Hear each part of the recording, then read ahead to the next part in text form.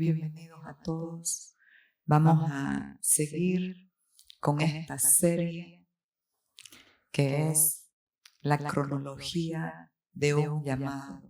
Comenzamos a ver el llamado del apóstol Pablo, cuando no era Pablo, cuando era Saulo de Tarso, un religioso fariseo muy malo, con mucha soberbia y orgullo de su conocimiento, y tenía mucha confianza en su fuerza, en lo que él hacía, y perseguía a los que creían en Jesús. Pero Dios no viene para mostrarnos nuestras malas acciones. Viene para que con su amor seamos conquistados. Y en vez de darle unos cuantos azotes por perseguir a su iglesia, que como hablé antes, la iglesia y Cristo son uno. La iglesia es Cristo. Él es la cabeza y la iglesia es su cuerpo. En vez de darle unos cuantos azotes, le dio un llamado poderoso, un llamado del Espíritu, porque cuando Cristo se revela a un corazón, esa persona no será jamás la misma, va a deponer toda esa mala actitud, va a rendir el corazón a creer en una obra consumada, donde no le podemos añadir ni quitar, donde nos abstenemos solamente a rendirnos, a confiar, a creer y a permitir que Él obre en nosotros y a través de nosotros. Entonces vamos a seguir viendo las experiencias que tuvo este hombre, que le fue cambiado el nombre, porque eso es lo que hace Cristo cuando viene a nuestras vidas.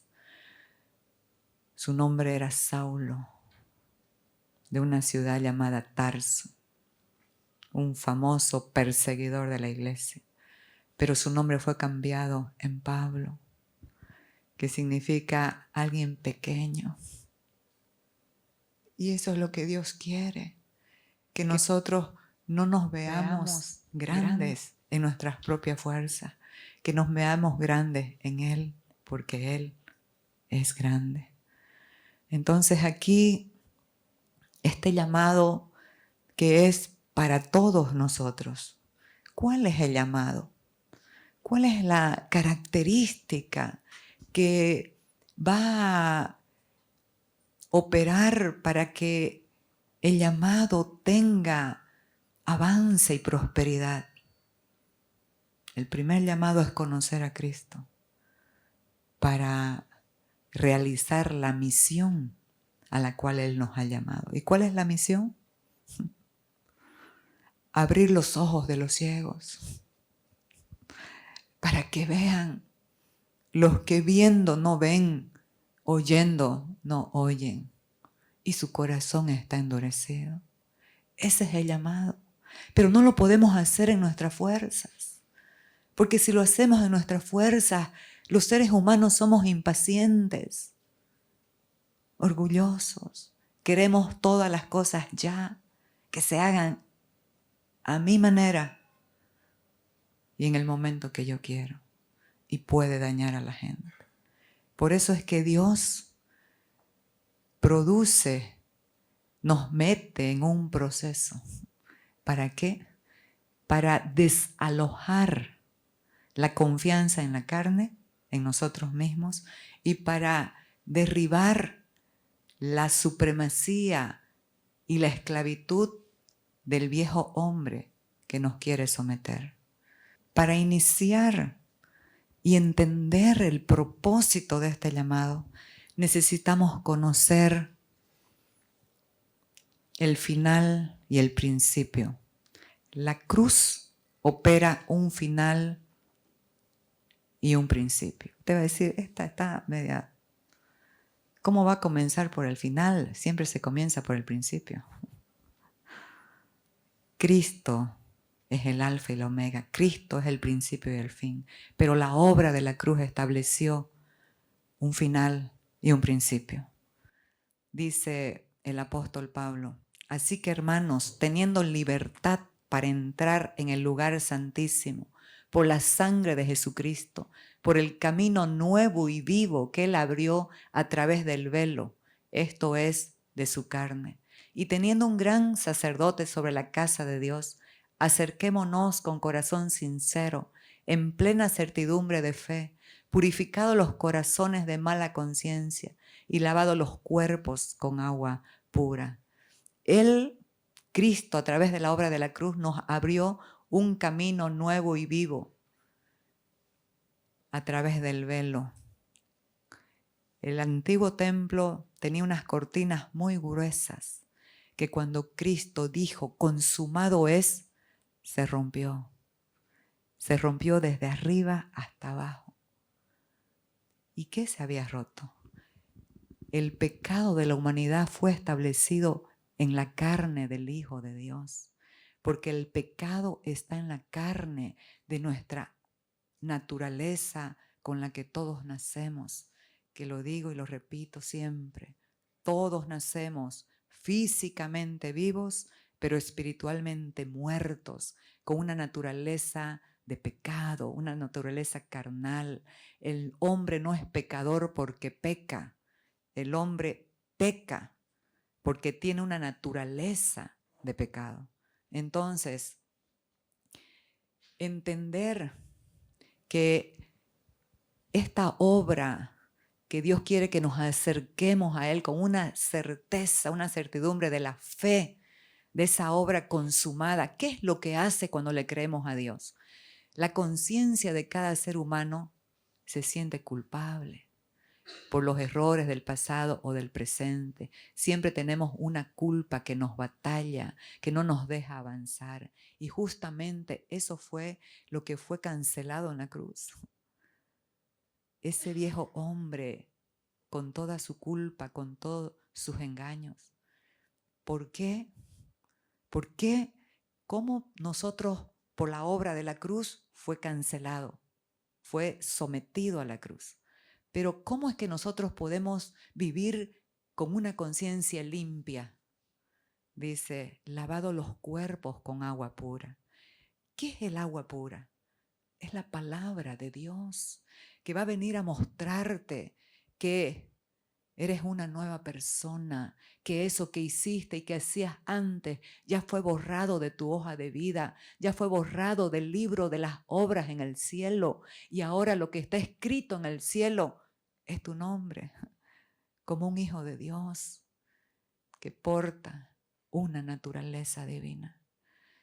Pero es necesario entender esta obra de la cruz para no seguir viviendo de acuerdo a las demandas temporales del pecado y de la carne que todavía operan en esa naturaleza.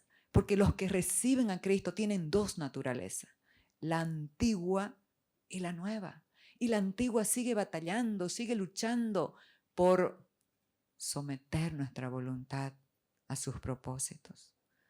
Entonces, ahí es tan importante entender que el hombre natural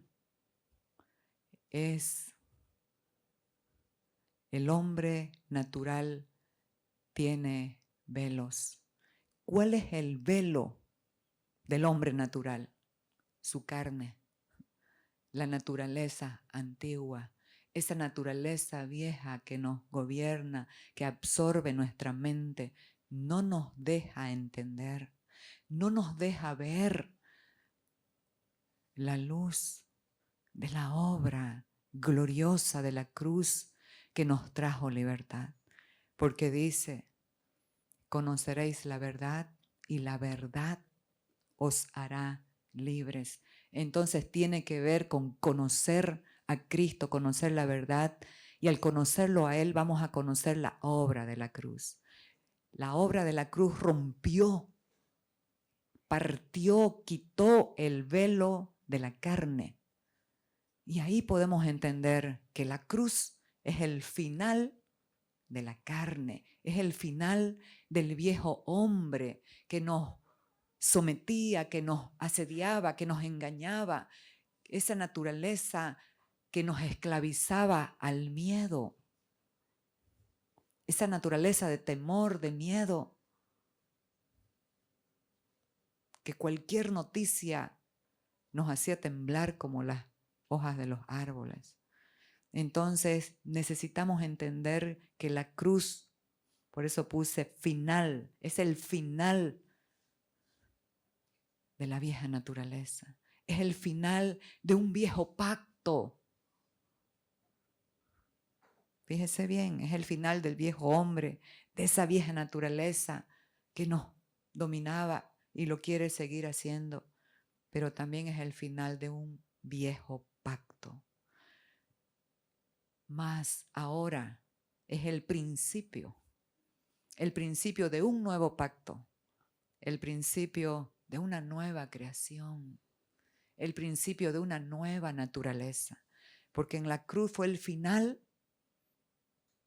de esa vieja creación, de ese viejo hombre y de ese viejo pacto. Y esto es lo que los hijos de Dios necesitan entender para ser efectivos en sus vidas. Porque si no, teniendo todo el poder, el potencial adentro de Cristo en nosotros, vamos a seguir lamentándonos. Entonces, necesitamos conocer a Cristo. ¿Cuáles son las marcas de uno que ha nacido de nuevo? Usted puede decir, ¿qué es eso de nacer de nuevo? Cuando acepta a Cristo en su corazón, se produce un nuevo nacimiento en su interior, un nacimiento del Espíritu. Porque como Jesús le dijo a Nicodemo, es necesario que nazcas de nuevo. Y el entendimiento natural, ¿cómo pues puede un hombre viejo entrar nuevamente en el vientre de su madre y nacer?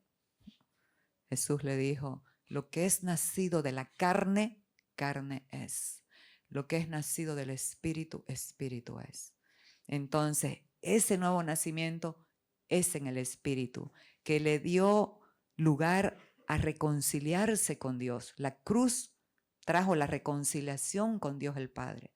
Y ahí nos convertimos ahora en la habitación de Dios, en la morada de Dios. Él viene a vivir en nosotros y a realizar su obra en nosotros y a través de nosotros. Por eso es que la religión no va aquí.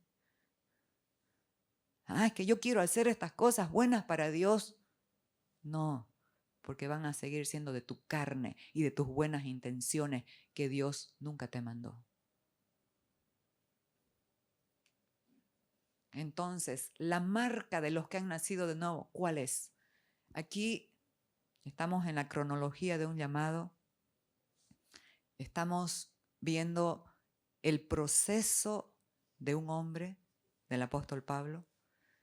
Estamos viendo las experiencias y la migración de su mente natural a la mente del Espíritu.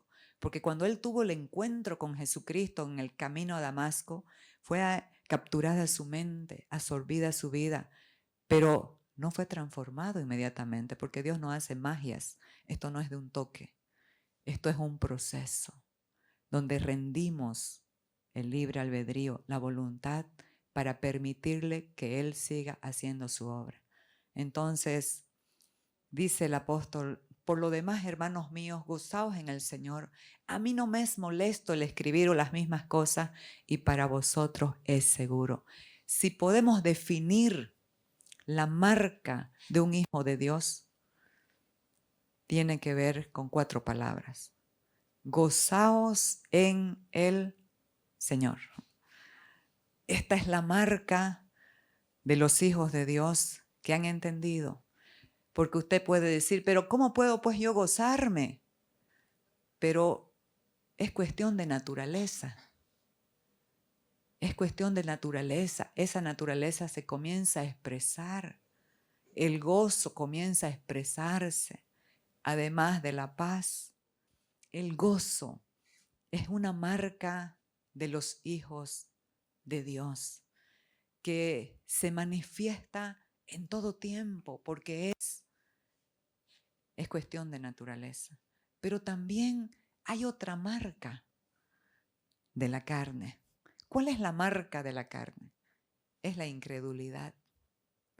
Personas que no le creen al Señor nunca van ni a agradecer, ni van a estar contentas, porque su mente y su corazón van a estar dispersos.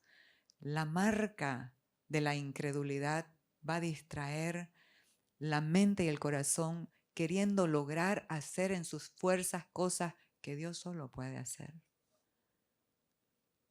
Esa naturaleza incrédula nunca quiere rendirse.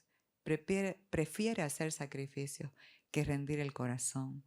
Entonces, la incredulidad va a operar aflicción en nuestro ser. Y es ahí donde nosotros podemos ver lo que sale de la boca de un incrédulo. Todo es negativo. Si sale el sol, mucho calor. Si llueve, mucha lluvia. Si pasa esto o lo otro, siempre tienen algo. ¿Por qué? Porque su mente está dispersa, está dividida entre dos pensamientos. Elías emplazó al pueblo y le dijo: ¿hasta cuándo estaréis vosotros claudicando entre dos pensamientos? Un día le cree a Dios y otro día anula con sus palabras y con sus acciones lo que dice creer. Y amados, lo peor es que las palabras tienen poder. El poder de la vida y de la muerte está en la lengua, y el que la ama comerá de sus frutos. Entonces es importante entender que el gozo es una marca de los hijos de Dios. ¿Qué pasa cuando estamos en un lugar, en una reunión? ¿Qué ve el mundo? ¿Ve gozo o ve una cara larga? La cara larga no se puede esconder, porque es la manifestación de tu mente y de tus pensamientos, de angustia o de temor. La incredulidad es el pecado que no permite a las personas rendirle el corazón a Cristo. Jesús dijo: cuando yo me vaya, vendrá el Consolador y Él convencerá al mundo de pecado, de justicia y de juicio. Y comenzó a detallar cuál era el pecado. Yo dije: wow, van a hacer cosas morales, adulterios, robos, mentiras. No. Él dijo: de pecado por cuanto no creen en mí. El que no cree en Él, todo eso que he relatado va a suceder. Entonces, la marca del gozo, ¿sabe a qué nos va a llevar ese conocimiento de Cristo? A manifestar ese gozo y a vivir en la suficiencia de Él y ya no de nosotros mismos. Porque la incredulidad, ¿qué es lo que hace? Te lleva a ver tu posibilidad. ¿Qué puedes hacer? ¿Qué puedo hacer? Entonces comenzamos a hacer de todo, porque no queremos rendir solamente el corazón y decir: Señor, es en tu suficiencia, no es en la mía. Reconozco que te necesito. Reconozco que yo por mí mismo, mí misma, no puedo salir de esta situación. Ayúdame. Y ahí, reconociendo esa debilidad en nosotros, reposa su poder. Porque dice, estamos en la carta a los Filipenses, el apóstol Pablo estaba preso en Roma, pero es la carta denominada del gozo. Esta carta se denomina el gozo ¿de qué? de conocer a Cristo, de tener a Cristo en el corazón. Y él dijo, Filipenses 1:21, para mí el vivir es Cristo. Y la gente de la religión es escapista. Que venga el Señor para que nos lleve y nos vamos. ¿Por qué?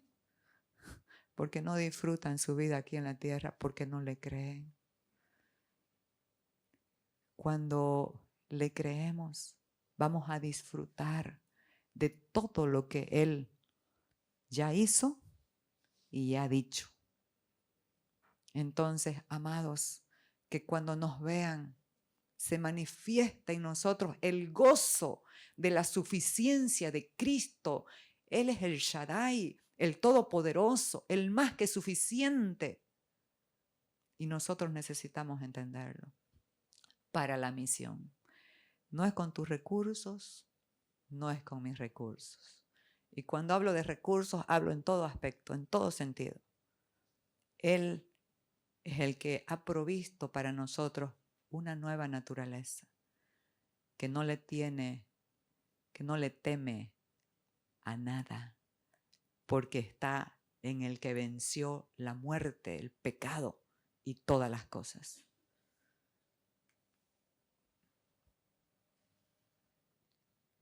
¿En qué o en quién está puesta nuestra confianza? Esto es muy importante entenderlo, porque depende de esto una vida fructífera, una vida en avance, una vida que vence en todas las cosas. Si tu confianza está puesta en ti, no irás muy lejos.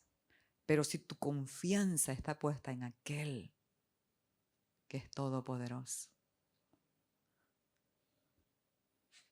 que se agarre el mundo, porque verán a un hombre o a una mujer que puede conquistar aquello que ya fue conquistado por él en su corazón. Porque ¿dónde comienza Dios? Adentro.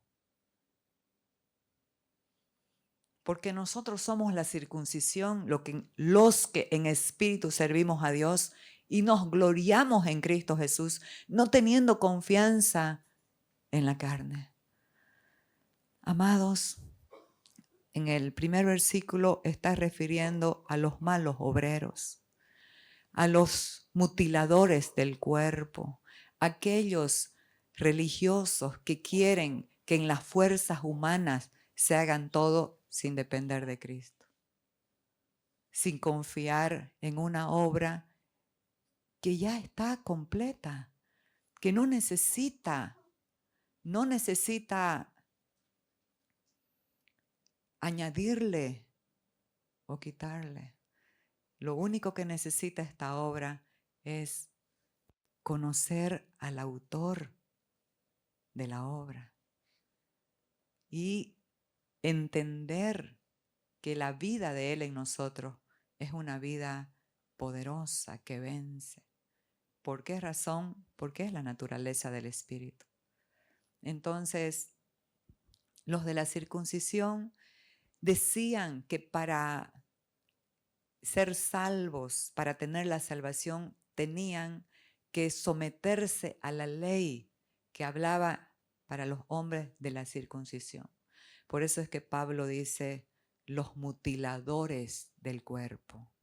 Pero llevándolos a términos en el espíritu, esos que te están diciendo todo el tiempo, tienes que hacer esto y tienes que hacer esto otro, porque si no, no eres salvo.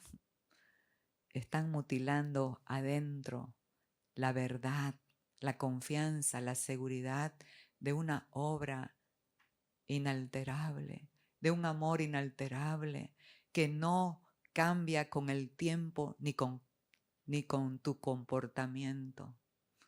Te sigue amando, porque ese es el amor de Dios y ese es el amor que nos conquista y ese es el amor que nos tiene rendido a sus pies para decir: aquí estoy, haz lo que querrás hacer conmigo, porque alguien que te ama, lo que va a hacer y lo que va a permitir tiene que ver con su propósito en tu vida, de hacer de ti lo que Él te diseñó que seas. ¿Dios diseña algo feo? ¿Dios diseña algo improductivo? ¿Dios diseña algo sin propósito? La mayor tragedia no es morir, sino vivir sin conocer el propósito para el cual hemos nacido. Entonces, qué importante es entender que nosotros no nos gloriamos en nosotros mismos. Miren mi fuerza, yo logré esto, yo hice esto, el yo. El ego es una marca del viejo hombre. Yo puedo. ¿Qué yo puedo? Todo lo podemos en Cristo que nos fortalece. Y si hiciste algo loable, bueno, tremendo, aunque no lo sabías, era la mano, el favor y la gracia de Dios. Entonces, amados, no nos gloriamos en nosotros mismos, sino nos gloriamos en Cristo Jesús, no teniendo confianza en lo que hemos logrado o en lo que podemos hacer. El apóstol Pablo tenía una lista muy larga, que en el proceso de conocer y enamorarse de Cristo fue siendo quitada de su mente, de su acción, de su corazón. Dice, en cuanto a la ley era irreprensible, hebreo de hebreos, fariseo de fariseos, de la tribu de Benjamín. Oiga, el rey Saúl era de la tribu de Benjamín, una tribu tremenda, la última de las tribus, que era, según Benjamín, el propósito del nombre, la mano derecha del padre, de su padre, el último hijo de Jacob. Entonces, estudiado a los pies de Gamaliel, el top del momento en conocimientos de la ley. Pero cuántas cosas eran para mí ganancia, las he estimado como pérdida por el conocimiento de Cristo Jesús, mi Señor. Y aún estimo todas las cosas como basura por conocer a Cristo Jesús el Señor. Así que podemos hacer una listita. ¿Cuál es nuestra confianza? ¿Dónde está nuestra confianza? Y ahí nos vamos a dar cuenta. ¿Qué si te quitan esto? ¿Qué si no hay esto? ¿Qué si no hay esto? Ahí vas a ver dónde está realmente tu confianza. En los procesos, el Señor nos ayuda a reconfigurar nuestra mente y nuestro corazón a la confianza en el Señor. Porque ¿sabes qué he entendido en el proceso de conocerlo a Él? Dios no te quita nada. Dios no te quita nada, escúchelo. A veces perdemos por una mente inmadura, por una mala administración, por no entender muchas cosas. Dios es bueno. Lo que quita de ti, lo que quitó fue ese viejo hombre con sus engaños, con sus mentiras, con sus miedos y con sus temores. ¿Saben cómo? Lo que dije el domingo pasado, si tú lo dejas. Porque nada es obligado. Él no te va a obligar a nada. Te pone todo en la mesa para que tú decidas. Y cuando decides mal, no se acabó su amor por ti. Te sigue amando y sigue buscando la manera para que lo entiendas y puedas disfrutar su vida en tu vida. Entonces, no teniendo confianza en la carne, sino en el poder supremo de aquel que lo consumó todo. Él tenía el poder sobre todas las cosas, pero por amor se humilló a someterse, a convertirse en pecado para poder morir y así salvarnos. ¿Cómo no vamos a confiar en Él? El problema de la mente natural, como ya hablé antes, son los paradigmas, lo que pensamos, las estructuras mentales que no nos dejan avanzar. ¿Sabe por qué? Por el orgullo de la vieja naturaleza. No, lo que pasa es que así es como yo lo digo. Así lo aprendí y así es. Necesitamos recapitular y necesitamos reconocer, perdón, no era así, es como tú dices. No solo saber acerca de Cristo, sino conocerlo a Él. Entonces, dice, a fin de conocerle y el poder de su resurrección y la participación de sus padecimientos, llegando a ser semejante a Él en su muerte. En la 2015 dice, anhelo conocerlo a Él y conocer el poder de su resurrección, participar de sus padecimientos y ser semejante a Él en su muerte. Ahí le faltaría, esta es la Reina Valera, anhelo conocer. Ese era el apóstol Pablo. Ese era el gran hombre reconocido, tremendo, que pudo renunciar a su suficiencia, a las cosas en las que él confiaba, para conocer a Cristo y conocer el poder de su resurrección. ¿Qué es este poder de la resurrección de Cristo? El apóstol nos está hablando aquí, todo tiene que ver con conocer a Cristo. Porque si lo conocemos a Él, vamos a conocer el poder de su resurrección. Por eso es que Él oraba y decía, oro al Padre nuestro Señor Jesucristo, que os dé espíritu de sabiduría y de revelación en el conocimiento de Él, para que sepáis cuál es la esperanza de la gloria a la cual los ha llamado, cuáles son las riquezas de la gloria de su herencia y cuál es la supereminente grandeza de su poder, la cual operó en Cristo, resucitándole de los muertos. Entonces, ¿cuál es el poder de la resurrección? La supereminente grandeza de su poder que operó en Cristo está en ti. Y si no lo conoces, necesitamos conocer el poder que actúa en nosotros. Ese poder de resurrección. Aquel que es poderoso para hacer todas las cosas mucho más abundantemente de lo que pedimos o entendemos. ¿Según qué? Te lo sabes. Según el poder que actúa en nosotros. Ese poder es el poder de la resurrección, de la nueva vida resucitada en Cristo. Así que, pero aquí dice, y la participación de sus padecimientos. Y muchas veces nos confundimos. Y por eso la religión dice, no, venir a Cristo es sufrir, es sufrir. ¿Sabe qué sufre? La carne. Cuando la tenés a dieta, cuando la pones a la cruz, cuando no le das su deseo. La carne quiere ir contra Dios, quiere pecar. Ahí sufre uno. Ahí. Pero la gratificación de la obediencia es lo máximo. Es un gozo que ustedes lo han experimentado. No hay palabras para poder comunicarlo.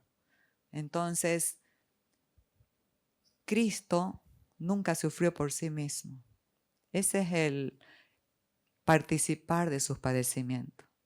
O lo vieron a Cristo, ay de mí, esto, lo otro, me están haciendo, me están hablando mal, me están injuriando, me están diciendo que soy un mentiroso, me están diciendo que nací de fornicación. No, nunca se quejó.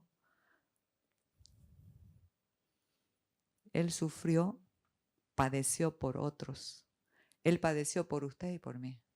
Él padeció por toda la humanidad malvada. Él padeció por todos esos malvados que gritaban meses atrás estaban comiendo los panes y los peces. Meses atrás estaban siendo sanados y liberados de demonios sus hijos. Pero ahí estaban gritando, crucifícale, crucifícale. Pero eso alteró o varió el amor de Cristo. No, porque Él sabía que los dominaba una naturaleza enemiga de Dios.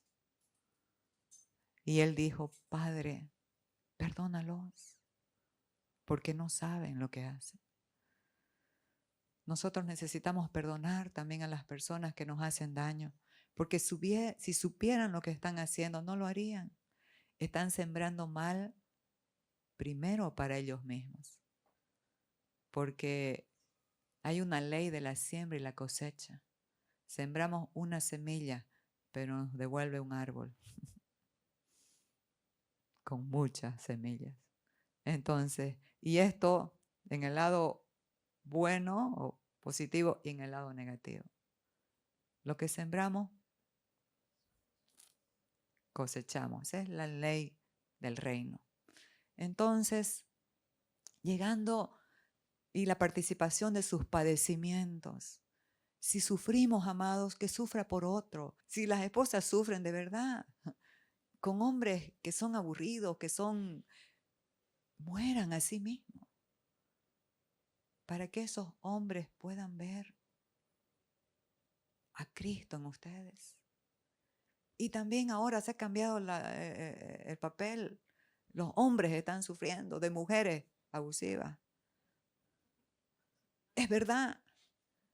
Se ha volcado el papel, amados. Pero también varones, ustedes mueran a sí mismos y muéstrenles quién les gobierna. Si les gobierna el espíritu, pasan por alto la ofensa en ambos. Y así en cualquier situación. Así que, y por último, lo tercero, como el fruto de conocer a Cristo, fíjese, el poder de su resurrección, entender sus padecimientos que no son, ay, de mí ya me mandó esto, me mandó. No, Él es bueno. Los hijos de Dios deberían sufrir por otro, no por sí mismos. Y por último dices, llegando a ser semejante a Él en su muerte. Y esto sí que lo tenemos que entender. La muerte de Jesucristo le puso fin a lo hemos dicho antes, a una naturaleza, a una creación y a un viejo pacto. La muerte de Jesucristo estableció un nuevo orden del Espíritu en tu vida y en mi vida. Y de todos aquellos que le han recibido, pero no está solamente en recibirle, está en conocerle. Esto no tiene que ver con tus sacrificios, con tu esfuerzo. Ah, no, me voy a Cotoca 21 kilómetros, creo, a pie, y eso le gusta a Dios. No le gusta nada, quiero que sepa. Sacrificio de impíos es abominación a Dios. Porque hacen su mayor esfuerzo, pero no rinden su corazón a la verdad. Entonces, llegando a ser semejante a Él en su muerte, ¿qué significa? Niégate a ti mismo a cada día. Muere a tu yo a cada día. Pero es que no, yo tengo la razón y yo quiero esto, yo quiero así. No es así la vida, amados. No es así la vida. No es lo que tú quieres.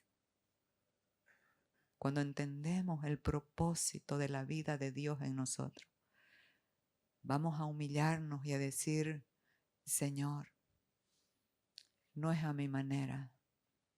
Pero los hijos de Dios le damos a Frank Sinatra y decimos, no, Señor, no es a mi manera, es a tu manera. Porque esa es la manera, valga la redundancia, de vivir en paz, en gozo. ¿Sabe por qué? Porque Él sabe, Él tiene cuidado de nosotros. Y dice, humíllense pues bajo la poderosa mano de Dios para que Él los exalte cuando fuere tiempo, echando toda vuestra ansiedad sobre Él, porque Él tiene cuidado de vosotros. Oiga, imagínese, Dios tiene cuidado de nosotros. Eso es lo máximo. Si Dios no guarda la ciudad, en vano vela la guardia. En vano están todos las alarmas y las... En vano. Si Dios no lo hace. Por eso es que... Uy, se está acabando el tiempo. Y aquí prosigo para tomar posesión de aquello para lo cual Cristo Jesús ha tomado posesión de mí. No que lo haya alcanzado ya, ni que ya sea perfecto, sino que prosigo por ver si logro hacer aquello para lo cual fui también asido por Cristo. Esa palabra es bien antigua, asir es agarrar, tomar posesión. Entonces, la causa del apóstol Pablo de ser tan feliz, la razón de su vida, ¿qué era? Y él dice, no que lo haya alcanzado ya para no negarme a mí mismo, para no humillarme a mí mismo. No, sino que la causa de mi vida es tomar posesión de aquello que Cristo me ha dado en la cruz para abrir mi corazón y estar dispuesto a que Él tome posesión de mí para que pueda hacer a través de mí lo que ha determinado hacer. ¿Me entienden, amados? Aunque Él es todopoderoso, pero si tú no abres tu corazón, si tú no le permites que Él haga su voluntad en tu vida, no lo va a hacer. ¿Y quién pierde?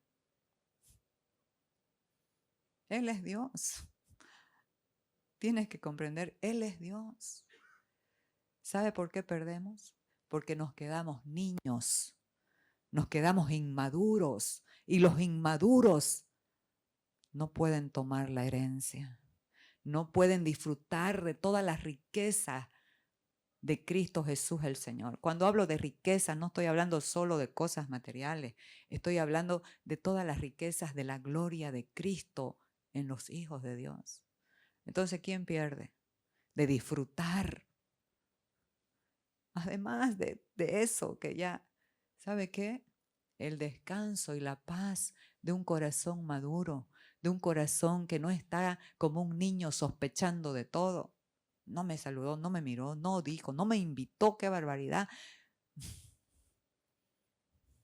Hay un descanso porque no está concentrada tu vida y tu alma afuera, está concentrada en lo que tienes dentro, que es más poderoso que cualquier otra cosa. Entonces, prosigo por ver si logro hacer aquello. Qué importante entenderlo. Proseguir es permanecer yendo hacia un lugar. Él antes dice, prosigo a la meta del premio llamamiento de Dios en Cristo Jesús, Señor nuestro. ¿Cuál es la meta? ¿Cuál es el premio? Conocerlo a Él. Si lo conoces a Él, todo lo demás estará garantizado en tu vida. No es tu suficiencia, es la suficiencia de Él. Él es el Todopoderoso. Enamorarse de Cristo. Ahí se pierde toda la operación dinámica, esclavizante del alma. Podemos pasar esos tiempos de soledad, podemos pasar esos tiempos difíciles con una alabanza en nuestra boca, con una gratitud en nuestro ser, entendiendo que lo que Él permite no es para su bien, es para el nuestro, para no vivir separados de Él, no vivir en esclavitud de la inmadurez.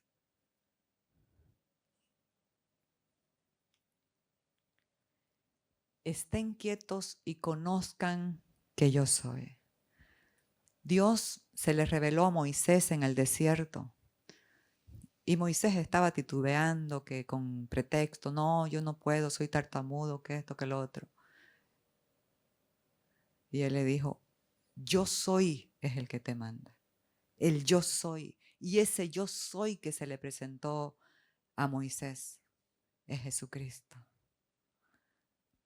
Si ustedes ven en Juan, vinieron los soldados a apresarlo por la traición de su amigo Judas. Y él le dijo, amigo, ¿a qué vienes? Ya lo sabía. Y dijeron, buscamos a Jesús Nazareno. Y él dijo, yo soy. Y todos cayeron en tierra. Si el yo soy se revela en tu vida, todas las situaciones que parecen fortalezas, que nunca van a desaparecer, van a caer a tierra también. Pero lo importante pues es conocer a este yo soy, es someterse a la voluntad de este gran yo soy. El yo soy, el que todo el universo, imagínense las galaxias,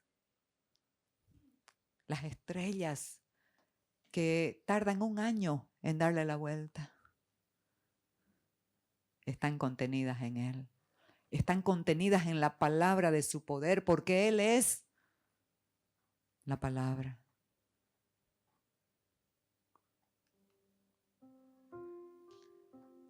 Preocupación, fruto de la incredulidad. ¿Dónde opera la incredulidad? En la vieja naturaleza, en el viejo hombre, en una mente carnal, en una mente sin renovar la verdad. ¿Saben qué? Ahora se habla mucho. Está enfermo de preocupación. Por tanta preocupación se enfermó. ¿Y es verdad? ¿Sí o no? Por favor, colabore con la prédica porque no se duerma. ¿No es verdad? ¿Por qué? La preocupación te sube el cortisol y de ahí se generan gran cantidad de enfermedades. Entonces, el apóstol Pablo aprendió algo. Estaba en la cárcel. 3 veces fue azotado con 39 azotes, según la orden romana. Estuvo en naufragios. Estuvo en de todo. Pero su vivir era Cristo.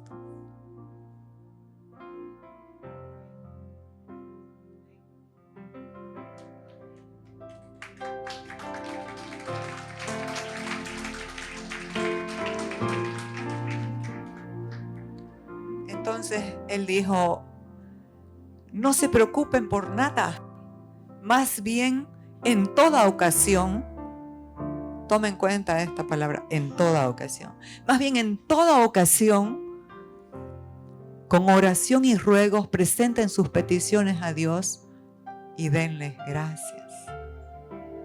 Amados, ¿sabe qué? La oración es una expresión de una naturaleza sometida a la voluntad de Dios. La oración es la expresión de la nueva creación. El respirar de la nueva naturaleza es orar, es hablar con Dios. Tú hablas con Él, aún en durmiendo, tu espíritu sigue hablando. No necesitas arrodillarte o estar en un lugar oscuro, secreto, en el auto, en la ducha, donde sea, en el banco, pero estás teniendo comunión. Es necesario conocerlo a Él. No se preocupen por nada, más bien en toda ocasión. Esta palabrita en toda ocasión, ¿qué significa? Que nada es insignificante para Dios.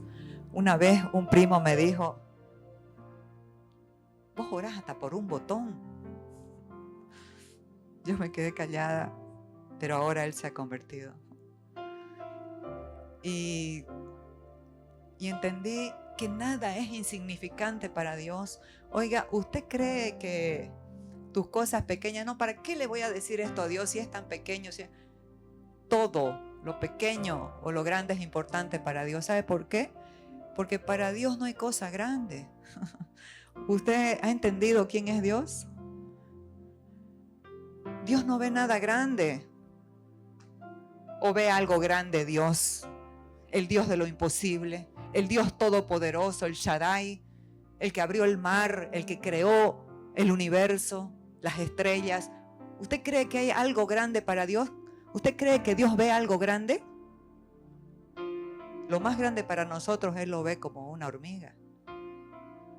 Entonces, pidámosle a Él. En toda ocasión, con oración y ruego. ¿Qué significa ruego? Rendición del corazón. Presenten sus peticiones a Dios y denles gracias. La gratitud es una acción de fe que mira de frente a Cristo y permanece mirándolo a Él. No como Pedro, que hizo algo extraordinario. Estaba caminando en el agua, pero al ver el fuerte viento desvió la mirada y se hundió. Eso es lo que sucede cuando nosotros miramos para otros lados. Miremoslo a Él. ¿Y cuál es lo que también necesitamos comprender? Porque cuando estamos en pruebas, ¿cuál es nuestra oración? Sácame de esto rápidamente, Señor. A veces lo hará y a veces no. ¿Sabe por qué? Porque esa situación es la que está aprovechando para cambiar tu corazón. El rey David lo entendió y dijo: Señor, me rindo, en tus manos están mis tiempos. Entonces, nosotros podemos decir más bien como Jesús: no le pidas cuando algo está operando esa situación, sácame de esto rápidamente. No, oremos como oró Jesús. ¿Sabe por qué? Porque puedes estar impidiendo que ese proceso llegue al culmine de su obra y Él cumpla su propósito en tu corazón, para rendirlo, para que lo conozcas, para que lo ames, para que te fortalezca, porque siempre te está llevando a otro nivel y a otro nivel de producción, de fe, de revelación, de luz, de gozo, de paz. Porque esa naturaleza, a medida que Él va creciendo en nosotros, se va desarrollando. Él está completo, pero va creciendo y se va manifestando. Es glorioso. Entonces, Jesús otra vez fue y oró por segunda vez diciendo: Padre mío, si no puede pasar de mí esta copa sin que yo la beba, hágase tu voluntad. Rindamos el corazón y digámosle: Señor, si hay propósito en esto, haz tu voluntad. Pero si no, por favor, ayúdame. Contraste de dos gobiernos. Aquí quiero hablar sobre lo que gobierna tu vida y mi vida. Los nacidos de Dios tenemos dos naturalezas y una de las dos va a gobernar de acuerdo a tu libre albedrío. A quien tú le des el lugar para hacerlo, lo va a hacer. Entonces, pero necesitamos entender algo. Y de Jesucristo, el testigo fiel, el primogénito de los muertos y el soberano de los reyes de la tierra, al que nos amó. Al que nos amó y nos ama. Al que nos amó y nos lavó de nuestros pecados con su sangre y nos hizo reyes y sacerdotes para Dios su Padre. A Él sea gloria e imperio por los siglos de los siglos. Amén. Esta es una alabanza maravillosa del apóstol Juan ante un Cristo resucitado. Este es un entendimiento del amor de Dios. ¿Saben qué, amados? Si nosotros de verdad sabemos cuánto Dios nos ama, y lo podemos saber por la cruz, cuando vemos la cruz, pero eso se tiene que revelar en nuestras vidas. Y eso va a cambiar tu visión, tu óptica, tu estatus, tu posición de ver todas las cosas, porque eso es lo que hace el amor. El amor perfecciona, el amor sana, libera, fortalece, establece, ordena. El amor nos lleva a la madurez. Lo que la gente necesita saber es cuánto Dios le ama. Hace años fuimos a la cárcel y Dios habló: vayan a máxima seguridad. Asesinos, violadores, sin derecho a indulto. Como Dios mandó, amén, vamos, Señor. No nos querían dejar entrar los policías. Dijo, allá no entran ni los policías. Aún así quieren entrar, sí, porque Dios lo ha dicho. Entramos. Entraron 28 hombres con caras demacradas y largas, sombrías. Pero ¿saben qué? Dios mandó un mensaje. Decirles cuánto los amo. Y se les dijo, ustedes están aquí por lo que han hecho, pero Dios los ama. Y Dios tiene planes y propósitos con ustedes. Al terminar la reunión, todos levantaron su mano para recibir a Cristo. ¿Y sabe qué? De esos 28 se volvieron 106 y después comenzaron a más. Y ese lugar que era horrible se convirtió en el lugar más hermoso de la cárcel. En todo aspecto. Físicamente y en los corazones. Blas Valencia se convirtió en el pastor, el asesino de los de Prosegur. Ahorita es un hombre de Dios, un pastor que ya salió. Y así muchos de esos que pagaron su condena, pero se convirtieron al Señor, porque se les ministró el amor. Pero también nos hizo reyes y sacerdotes para Dios. ¿Qué eran los sacerdotes del Antiguo Testamento? Eran aquellos que intercedían ante Dios para cubrir el pecado del pueblo. Pero en este nuevo pacto, ¿qué son los sacerdotes? Usted es sacerdote y yo también. ¿Qué son los sacerdotes? Segunda de Corintios 5 dice, les ruego que se reconcilien con Dios y tienen un ministerio, dice, de reconciliación. Reconcilien al mundo con Dios. Esos son los sacerdotes. Aquellos que hablan a otros de Cristo para que esos se reconcilien con Dios al conocer la obra de la cruz. Pero también nos hizo reyes. Un rey, cuando tú piensas en un rey, ¿qué es lo que piensas? Gobierno, ¿no? Autoridad. Antiguamente habían reyes y habían sacerdotes o profetas. Pero en este nuevo pacto todo está en uno solo. Nosotros somos reyes y también sacerdotes. Dios hizo un reino de sacerdotes. ¿Por qué razón? Porque el Rey de reyes y el Señor de señores, el sumo sacerdote de nuestra confesión, Cristo Jesús, está en nosotros. Así que Dios te hizo, no es que te va a hacer. Ejerce lo que ya eres. Intercede por otros orando. Señor, oramos para que esta persona se arrepienta, te conozca, reciba a Cristo. Reconcilia al mundo con Dios. Ese es tu papel. Esa es tu misión. Abrir sus ojos. Porque viendo no ven, oyendo no oyen. Están ciegos y viven una vida miserable. Y no estoy hablando de lo material.